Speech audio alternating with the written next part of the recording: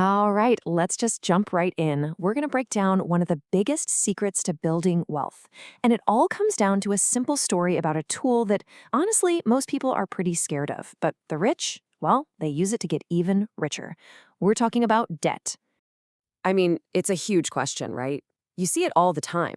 You've got people who start from the exact same place with the same chances, but one ends up wealthy while the other just stays stuck. Why? How does that happen? Well, it turns out the answer really boils down to how they think about one single, powerful idea.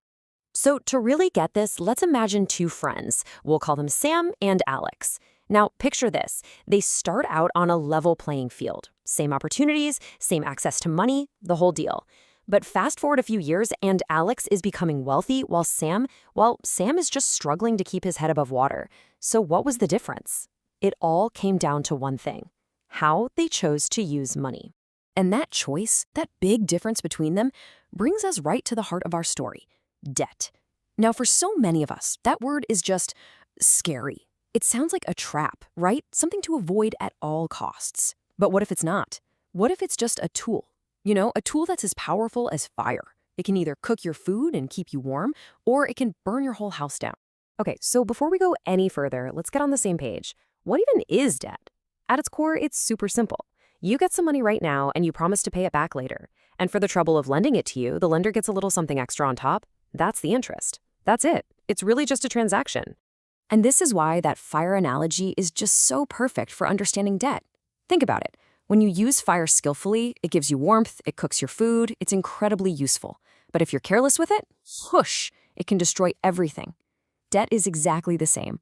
The power isn't in the debt itself. It's all about how you decide to use it. Okay, so let's see how this actually plays out in the real world. We're going to start with Sam's story, because honestly, this is the path most people take. This is the path of bad debt. So what's Sam doing with his borrowed money? Well, he's buying stuff that feels good right now. The latest phone, some nice clothes, a big screen TV for the living room. And these things are great in the moment, for sure, but they all have one huge wealth-destroying flaw in common. And here's the trap he falls into. That phone, those clothes, that TV, they don't make him a single dime. In fact, they start losing value the second he walks out of the store. So now Sam is stuck on this financial hamster wheel. He's working harder and harder just to pay off the loans for things that are worth less and less every single day. It's a total downward spiral. And that, right there, is the classic definition of bad debt. It's when you borrow money to buy things that will not make you any money back.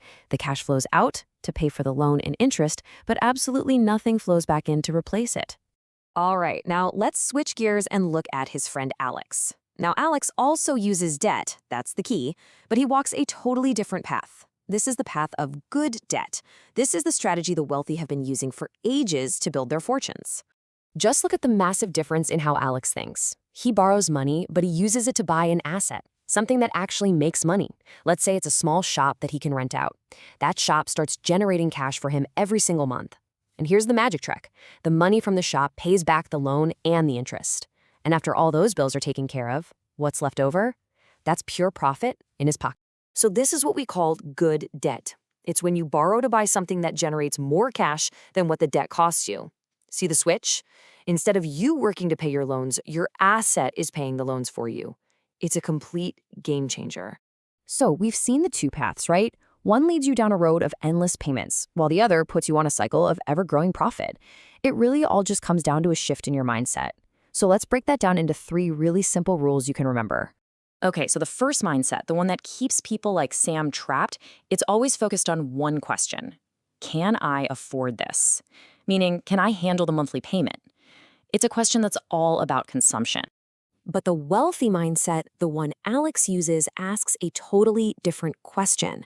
It's not about affording the payment at all. It's about the return. It's, will this thing make me money? Will this purchase actually put more cash back into my pocket? See, this isn't about consumption anymore. It's about investment. So here they are, the 3 simple rules to start thinking like Alex. Rule number 1, never ever borrow for things that just lose value. Rule number 2, only borrow if it's going to buy you something that makes more money than it costs. And rule number 3, this is the big one, the ultimate goal. Make your money work for you so you don't have to work for your money. So in the end, debt itself isn't the enemy. It's not good, it's not evil, it's just a tool, a lever. The real question isn't about the debt, it's about you. So now that you know the difference, how will you use it? Are you going to use it to buy things that drain your wealth? Or are you going to use it to build assets that can set you free? The choice really is all yours.